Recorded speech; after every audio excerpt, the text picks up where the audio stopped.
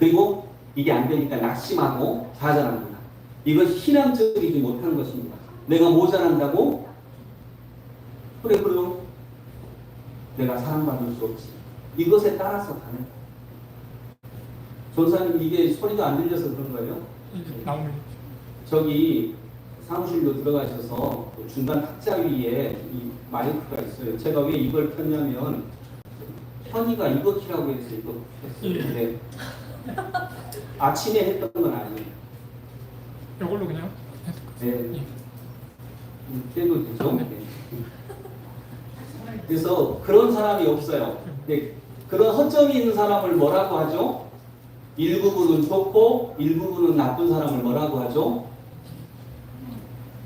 그냥 정상 인간이라고 해요. 네, 그런 사람은 정상 인간이에요. 정상인이에요, 정상인.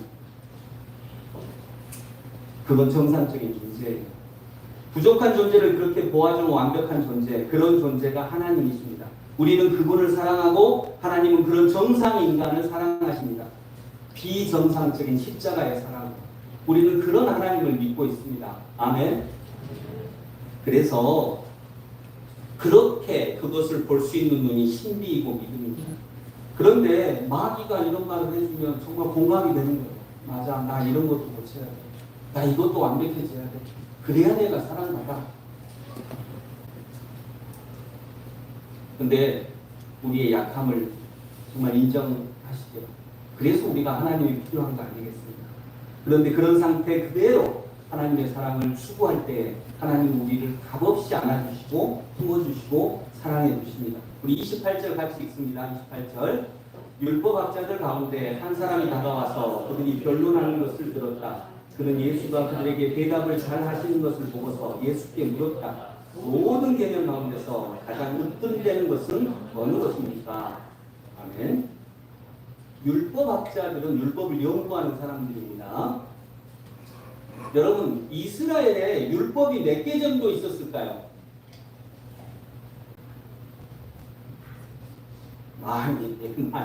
많이 몇 개.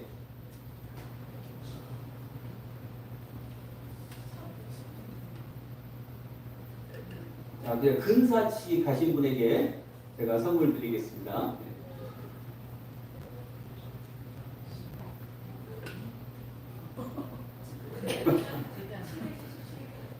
777개. 이제 땡이죠. 긍정율법, 그러니까 뭐뭐 해라라고 하는 율법이 1년 365일하고 똑같이 365개가 있었어요. 그리고 부정율법, 뭐뭐 하지 마라라고 하는 율법이 248개가 있었어요. 그럼 합하면 몇 개? 613개. 613개의 율법이 있었어요. 박신 사모님이 맞췄으니까 제가 선물 드릴게요. 남편을 선물로 드릴게요. 남편 자체가 선물. 자, 613개의 율법을 여러분 다 지킬 수 있어요? 율법학자들도 못 지켜요. 그래서 율법학자들이 묻습니다. 가장 큰 계명이 무엇입니까? 이것은 그것만이라도 좀 지켜보겠다. 우리 10계명도 지키기 어렵잖아요. 하나도 지키기 어려운데.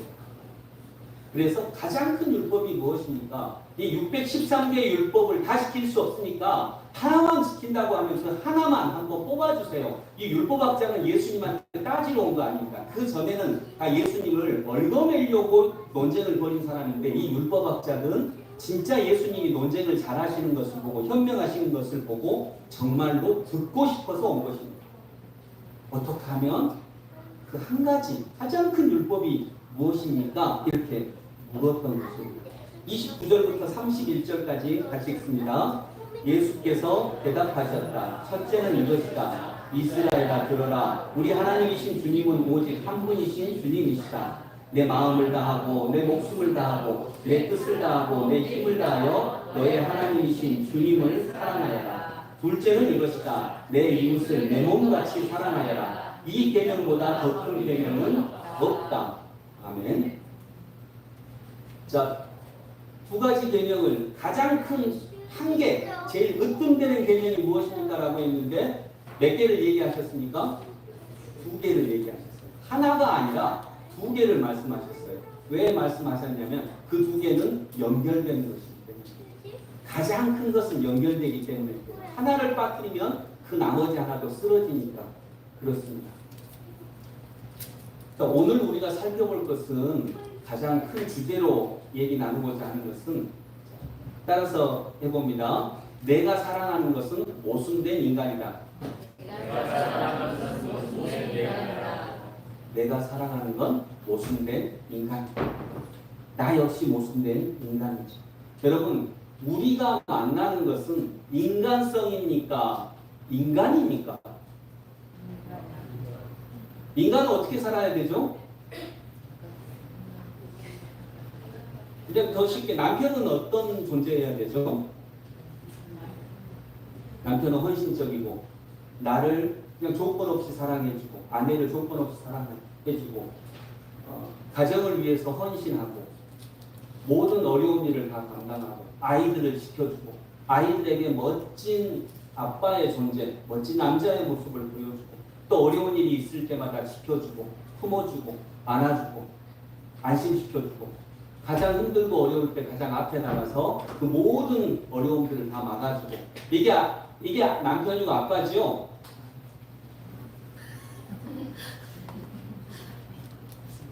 아니에요? 이게 남편이고 아빠죠? 오래 참고 견디고 예의 있게 아이들을 대하고 이건 남편성이에요. 남편성. 그러나 우리가 만나는 구체적인 삶 속의 남편은 그런 사람이 없어요. 우리가 만나는 건 인간성이 아니에요. 구체적인 삶 속에서 함께 아파하고 함께 고민하는 인간이에요. 그 인간은 때로 분노하기도 하고요. 그 인간은 때로 원하는 행동을 하기도 하고요. 술 먹고 헷갈리기도 하고요. 아프기도 하고요. 또 두려워서 뒤로 넘어. 그래요. 우리가 만나는 것은 인간성이 아니에요. 구체적인 삶 속에서 살아가는 사람. 그런데 우리가 사랑할 존재는 누구라고요? 하나님 사랑, 이웃 사랑. 하나님을 사랑하는 것은 가능해요. 왜냐하면 우리가 사랑받았거든요. 또 하나님은 완전하신 분이거든요. 그런데 하나님을 사랑하는데 인간을 사랑할 때 그 우리가 사랑해야 되는 인간, 우리가 사랑해야 되는 남편, 우리가 사랑해야 되는 아내는 모순. 근데 그 존재를 사랑하라고 말씀하고 계시는 거죠. 하나님은 사랑할 수 있습니다. 그러나 인간은 사랑하기가 어렵습니다. 인간성은 품을 수 있습니다.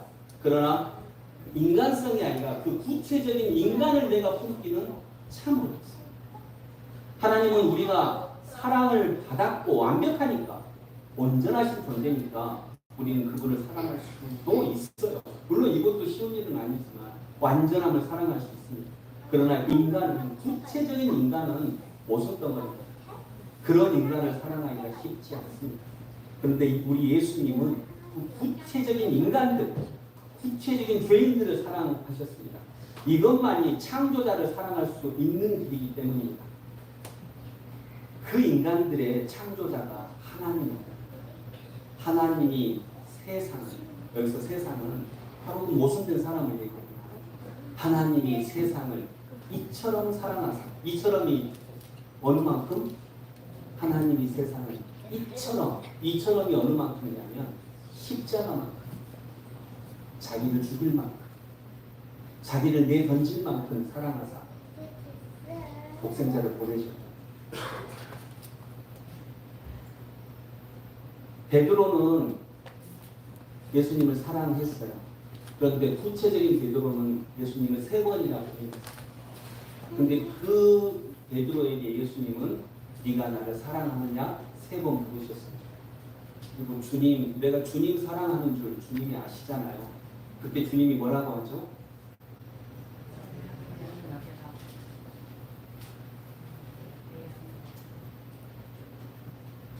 네가 나를 사랑한다고? 근데 3번이나 부인했냐? 아무튼 배신을 믿을로 배신자. 이렇게 말씀하지 않고 네가 나를 사랑하느냐? 주님, 내가 주님을 겁나서 두려워서 내가 3번이나 모른다고 부인했지만 내가 주님을 사랑하는 이 마음은 주님 아시잖아요. 라고 이렇게 얘기했어요. 그러니까 예수님이 하신 말씀, 그렇다면 내 어린 양을 네가 좀 먹여줘. 예수님이 어린 양입니다. 그러니까 지금 다른 성도들 얘기해요.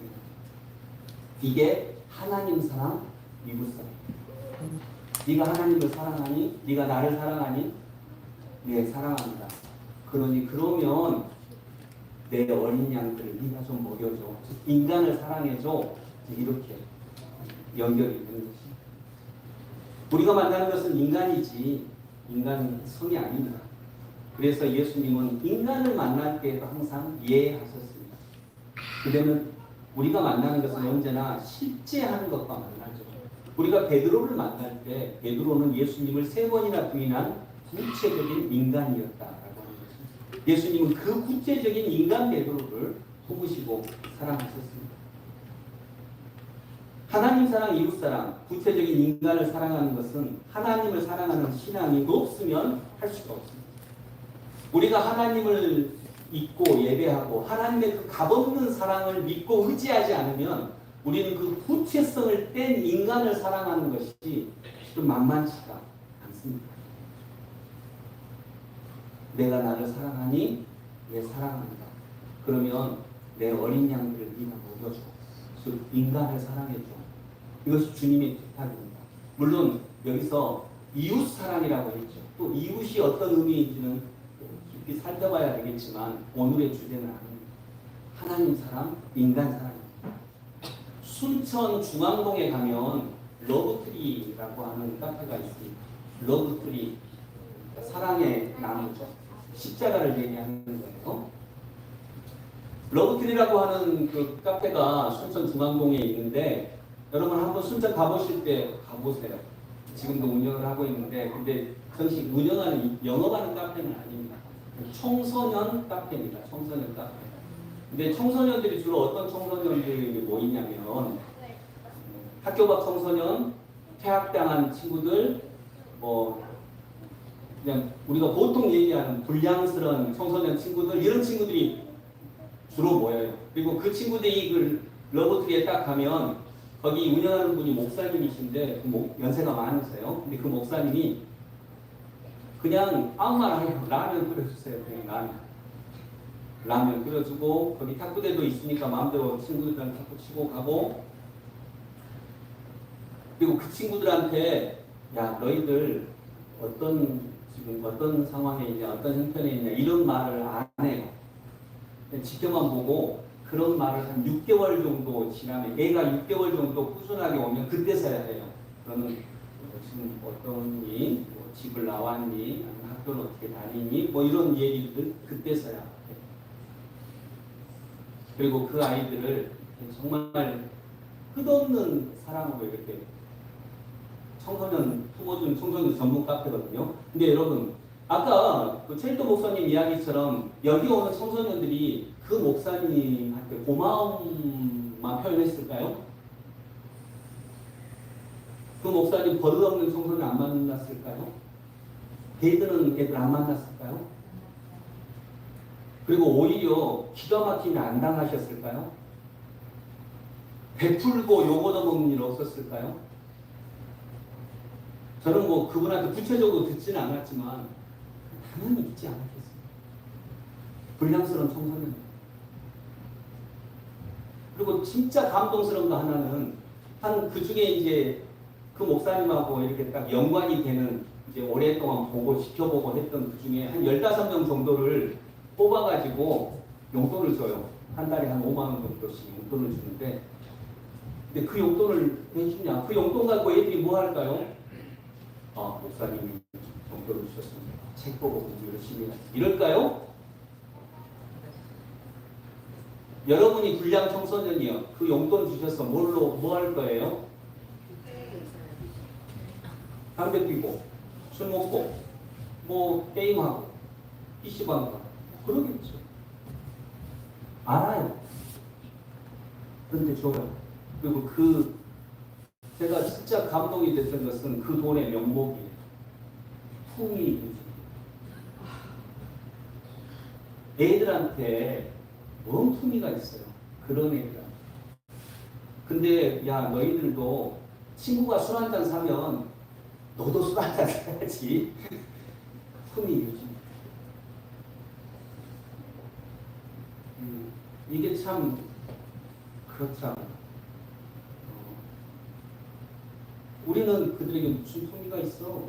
그런 애들이 뭐 품위가 있어? 근데 그 애들도 지켜야 되는 하나님께서 주신 품위가 있어.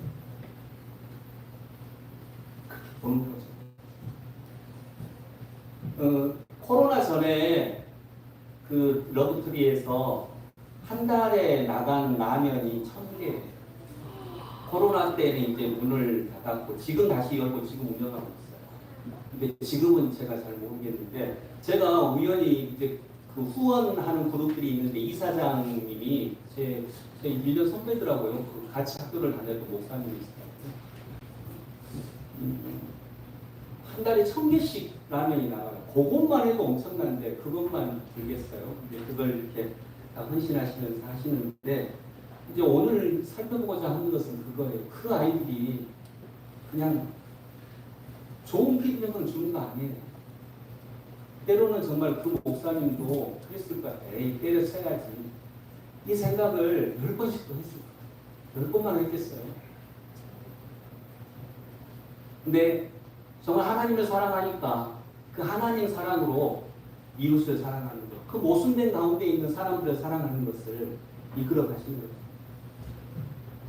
인간은 모순투성입니다. 그런데 하나님을 사랑함으로 우리가 이웃을 사랑하라고.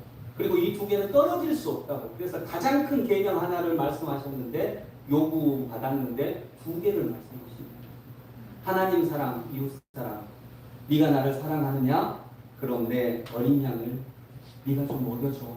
예수님이 바로 그렇게 우리에게 다가오셨어요. 구체적인 삶 가운데 있는 엄청난 모순 가운데 있는 모순투성이인 우리들을 주님께서 그렇게 받아주셨습니다. 32절부터 34절까지 함께 읽습니다. 그러자 율법학자가 예수께 말하였다. 선생님 옳은 말씀입니다. 하나님은 한 분이시요 그 밖에 다른 이는 없다고 하신 그 말씀은 옳습니다. 또 마음을 다하고 지혜를 다하고 힘을 다하여 하나님을 사랑하는 것과 이웃을 자기 몸같이 사랑하는 것이 모든 번제와 희생제보다 더 낫습니다. 예수께서는 그가 슬기롭게 대답하는 것을 보시고 그에게 말씀하셨다. 너는 하나님의 나라에서 멀리 있지 않다. 그 뒤에는 감히 예수께 더 묻는 사람이 없었다. 아멘. 자, 이 뒤에는 이제 논쟁이 없습니다. 논쟁이 끝납니다. 여러분, 율법학자는 공부를 많이 한 사람입니다. 공부는 잘합니다. 연구 많이 했습니다. 그러나 삶을 그렇게 살지는 못했습니다. 그래서 예수님께서 이 사람이 떠난 다음에 이 사람한테 하는 얘기가 아니라 일반적인 율법학자들에게 하시는 말씀이 38절입니다. 38절부터 40절까지 같이 한번 읽어봅니다.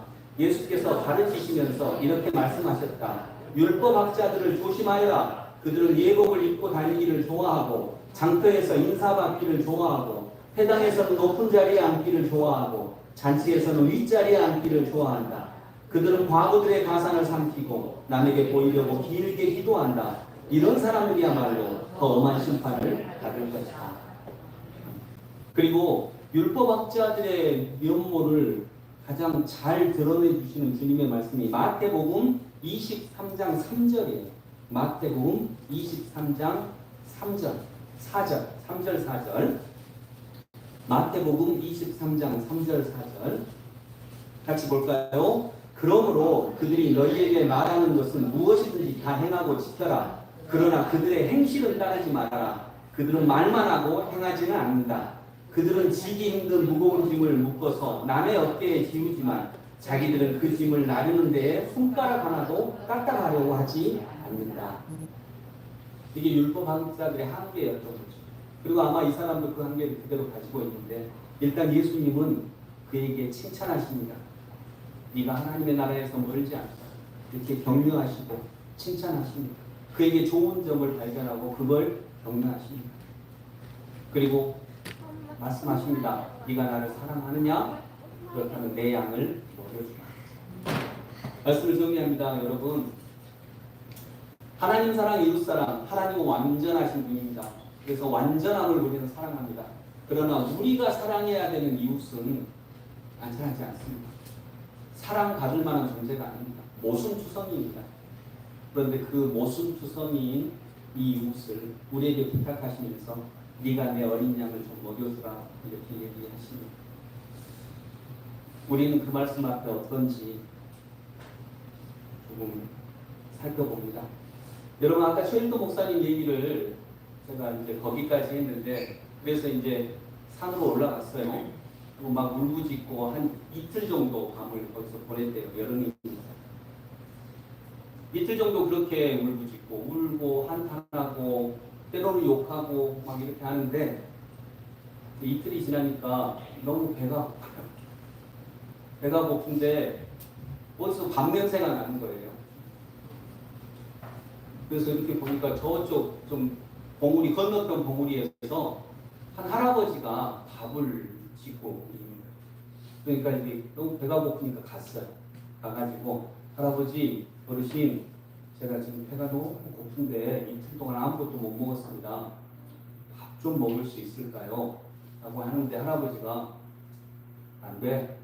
그러는 거예요. 안 돼. 너한테 줄 바가 없어. 안 돼. 제가 너무 배가 고픕니다. 어르신 좀만 주십시오. 라고 했는데 절대 안 주는 거예요. 안 준다고 하는 거예요. 근데 어디 목사님인데 어떻게 하겠어요. 그래서 알겠습니다 하고 내려가려고 하는데 그 할아버지가 다시 부르는 거예요. 야, 너 이리 와봐라. 예, 너 내 말대로 한 가지만 내 말대로 하면 내가 밥 줄게. 할래? 안 할래? 일단 들어보고요. 가능하면 할게요. 내가 너 실은 이틀 전부터 다 봤다. 어이 미친놈이구만. 막 울고 막 그러더만.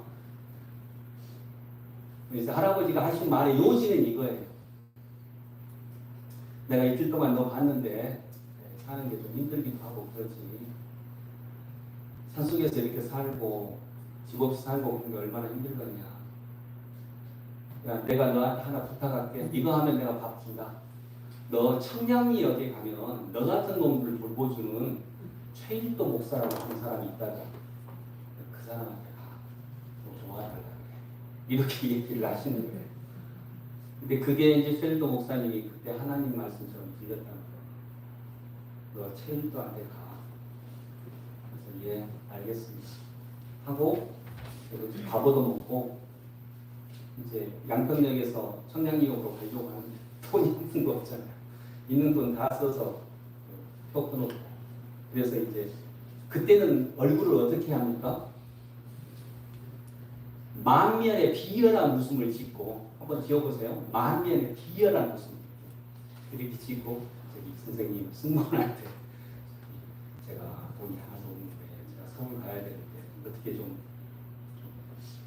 공짜로 끊어주시면 안 될까 이렇게 말하려고 하는데 승무원이 목사님 아니세요? 이렇게 하는 거예요. 목사님 아니세요? 최일도 목사님 저 TV에서 많이 봤어요. 이렇게 훌륭한 일을 하시는데 어디까지 가십니까? 하고 끊어주는 거예요. 승무원. 그래서 이제 이렇게 하고 청량리역까지 왔어요. 그런데 최일도를 찾아갔죠. 그래서 지금까지 하고 계세요. 근데 여러분 하나님 편에서는 최일도 목사님 도망간 사람이죠. 나 안 해. 나 더 이상은 못 해먹겠어. 나 안 해. 하나님 편에서는 하나님 일 놔두고 도망간 사람이죠. 근데 하나님이 또 그 할아버지를 통해서 이끄시는 거죠. 모순된 인간인데 그런 면에서는 너무 훌륭한 분이지만 또 모순된 인간이죠. 근데 주님은 또 찾아오십니다.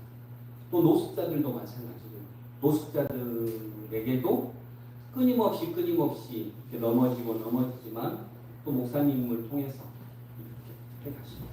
말씀을 정리하면서 여러분 우리가 만나는 건 인간성이 아닙니다. 누구에게나 다 마찬가지입니다.